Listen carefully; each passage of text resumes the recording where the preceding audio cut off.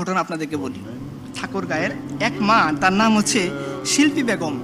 এই মা তার নিজের বাড়ি ভাড়া এবং মুদির দেনা মেটাতে না পেরে তার সন্তানকে 30,000 টাকায় বিক্রি করে দিচ্ছে।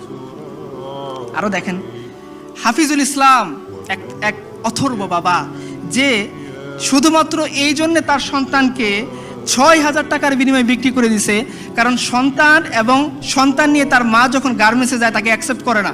সন্তান সহ গার্মেন্টসে চাকরি সে ঠিকভাবে করতে পারে না, এই জন্যে সে আর তার স্বামী মিলে মাত্র 6,000 টাকায় সন্তান বিক্রি হচ্ছে। কিসের জন্যে? নিজের দারিদ্রতা নির্মূল করার জন্য। বানিয়াচং উপজেলার একটা কাহিনী শোনেন। রহিমউদ্দিনের স্ত্রী আকলিমা বেগম, তিনি মাত্র 6,000 টাকার বিনিময়ে নবজাতক বিক্রি করে দিয়েছে। কেন বিক্রি করেছে জানেন? এই তার গরিব স্বামী তাকে নিয়ে বানিয়াচং হাসপাতালে ভর্তি করাইছে। যে পরিমাণ টাকা আসছে এই গরিব মানুষের পক্ষে দেওয়া সম্ভব হয় নাই। তাকেও বলছে যে না, আমি তোমার বউকে রিলিজ দেবো না, টাকা আনো।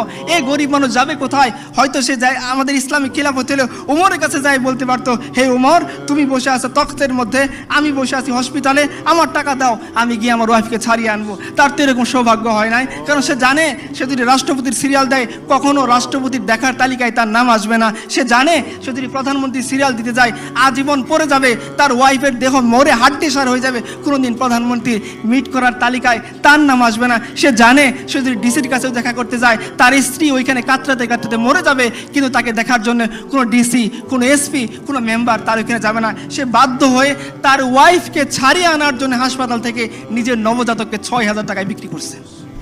এই আপনাদের সমাজ। আমি আপনাদেরকে আরেকটা সমাজের কথা শোনাই, যে সমাজের মধ্যে যে একবার উমর রাদিয়াল্লাহু আনহু রাতের অন্ধকারে, তার একটা স্বভাব ছিল, তিনি রাতের অন্ধকারে মানুষের কার কি প্রয়োজন এটা দেখার জন্য তিনি হেঁটে হেঁটে যাইতেন, মানুষের খোঁজখবর নিতেন। একবার তিনি গেছেন, গিয়ে দেখেন সমানে ধোঁয়া উঠতেছে। তো তিনি দাঁড়ায় দেখতেছেন, একটু পরে আবার ধোঁয়া উঠতেছে। লকডাউন সময় ধরে তিনি পর্যবেক্ষণ করলেন, আবার ধোঁয়া উঠতেছে। তো তিনি আস্তে আস্তে আস্তে আস্তে কাছে গেলেন, গিয়ে বললেন, দেখলেন যে একজন মহিলা, তার সন্তানটা পাশে বসা, সে ডেচকির ভিতরে কি যেন জাল দিচ্ছে আর ধোঁয়া উঠতেছে। তো বলছে, মা আপনি কোত্থেকে আসছেন, কি করতে আসছেন? বলছে, দেখো খলিফা উমরের সাথে দেখা করতে আসছিলাম, এখন তো রাত হয়ে গেছে, তাবু খাটে সে কখন থেকে অপেক্ষা করতেছি, এই সন্তানটাকে চেষ্টা করতেছি একটু ঘুম পাড়াবো, কিন্তু আমার বুকে দুধ নাই, এই বাচ্চাটা ক্ষুধার যন্ত্রণায় কষ্ট পাচ্ছে। তো আমি একে সান্ত্বনা দেওয়ার জন্যে একটা হাড়ির মধ্যে কয়েকটা পাথর নিয়ে জাল দিচ্ছি আর বলতেছি, দেখো বাবা রান্না হচ্ছে, তুমি একটু অপেক্ষা করো, রান্না হচ্ছে, তুমি একটু অপেক্ষা করো। এই দৃশ্য দেখে আমিরুল মুমিনিন উমর রাদিয়াল্লাহু আনহু বাচ্চা শিশুর মতো কাঁদতেছেন। দ্রুত আসছেন, বাইতুল মাল থেকে নিজে আটার বস্তা নিয়ে গেছেন। তার গোলাম বলতেছিল, হে আমিরুল মুমিনিন, আপনি তো আমাদের সবার আমির, আপনি আমার আকা, আমার মনিব, আমি আপনার গোলাম, বস্তা না আমার পিঠে দিবেন, আমি না আপনাকে নিয়ে যাব। ওমর বলতেছেন, হে আমার গোলাম, যে বোঝা আল্লাহ আমাকে দিছেন সেই বোঝা কিয়ামতের দিন তুমি বইবা, বস্তা আমার কাঁধে তুলো। ওমর রাদিয়াল্লাহু আনহু খলিফাতুল মুসলিমিন রাদিয়াল্লাহু আনহু, তিনি উটের ও আটার বস্তা পিঠে নিছেন, একটু তেল একটু ঘি হাতে নিছেন, কয়েক মাইল হেঁটে ওই নারীর কাছে গেছেন, গিয়ে তিনি নিজ হাতে আমিরুল মুমিনিন উমর ওই যে পাথরে দিয়ে গরম করা যে পানি, সেই পাথর সরিয়ে ওইখানে তিনি আটা দিছেন, আটা গুলছেন, নিজে রুটি বানাইছেন। এরপর বুড়িয়াকে বলছেন, মা তুমি শেখো।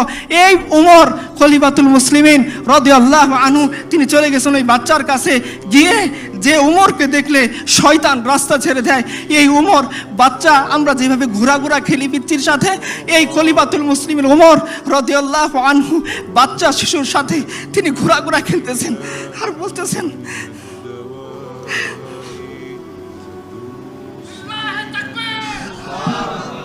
উমর বলতেছেন যে এতক্ষণ তুমি বাচ্চাকে কাঁদাইছো, এখন হাসাইতে হবে।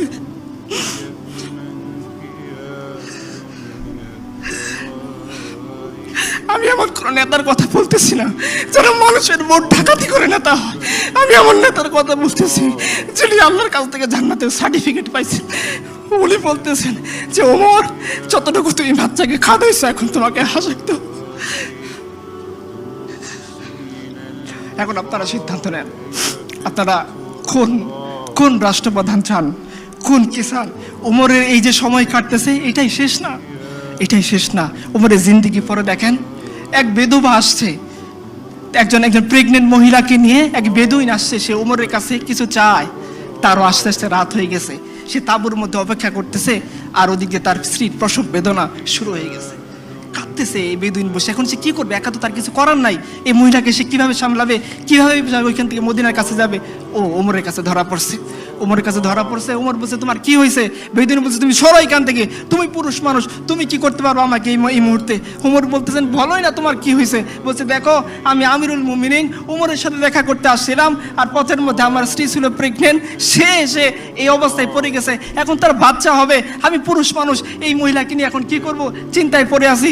ওমর একটু ওয়েট করলেন না, তিনি তার স্ত্রী উম্মে কুলসুমের কাছে গিয়ে বলতেছেন, হে উম্মে কুলসুম, তোমাকে আল্লাহ একটা সুযোগ দিয়েছেন, তুমি সেটা অ্যাকসেপ্ট করবা কিনা? বলছে, কি সুযোগ? বলছে, তোমাকে আল্লাহ সুযোগ দিয়েছে সব কামে করার এক বেদুইন আমি দেখে আসলাম, সে তার স্ত্রী নিয়ে, গর্ভধারিণী স্ত্রী, তার ব্যথা শুরু হয়ে গেছে, এই মুহূর্তে তাকে দেখার মতো কেউ নাই, আমিও পুরুষ মানুষ, তাকে কিছু করতে পারবো না, তোমাকে আল্লাহ সুযোগ দিয়েছেন, চলো আমরা যাকে ফার্স্ট লেডি বলি, সে আমিরুল মুমিনিন ওমরের স্ত্রী, তিনি চলে গেলেন বাচ্চা হওয়ার জন্য যে সমস্ত ইকুইপমেন্টস লাগে সেগুলো নিয়ে, আর উমর আটার বস্তা নিয়ে দুইজন রওনা হলেন। তার গোলাম ওই দিনও তাকে বাদশা দিলেন। উমর বললেন, না না না, যে দায়িত্ব আমাকে দিছে সেই দায়িত্বের বোঝা আমি তোমাকে দেবো হইতে চাই না।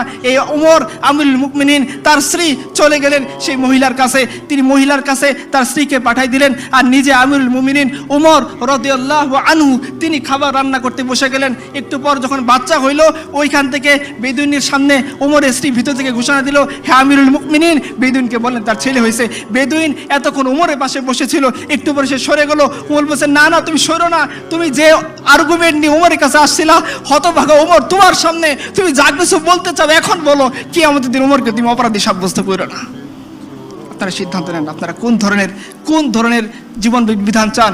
যে জীবন বিধান একজন শাসককে একজন শাসিতের পায়ের কাছে এনে দেয়, যে জীবন বিধান একজন শাসককে বিচারে কাঠগড়ায় দাঁড় করায় দেয়, যে জীবন বিধান একজন শাসককে উটের বস্তা, আটার বস্তা কাঁধে করে জনগণের কাছে পৌঁছে দিতে বাধ্য করে, সেই জীবন ব্যবস্থা না ওই জীবন ব্যবস্থা যারা মানুষের ভোট ডাকাতি করে, যারা মানুষের টাকা ডাকাতি করে, যারা মানুষের অর্থ ছিনতাই করে, জীবন যৌবনকে বিপর্যস্ত করে, লাখ লাখ যুবককে বেকার করে, লাখ লাখ মানুষের স্বাধীনতা হরণ করে, যারা বিদেশে গিয়ে ফুর্তি করে, ফষ্টি নষ্ট করে, তাদের জীবন ব্যবস্থা আপনারা সিদ্ধান্ত নেন। এটা আপনাদের সিদ্ধান্ত, আমি কিছুই বলবো না।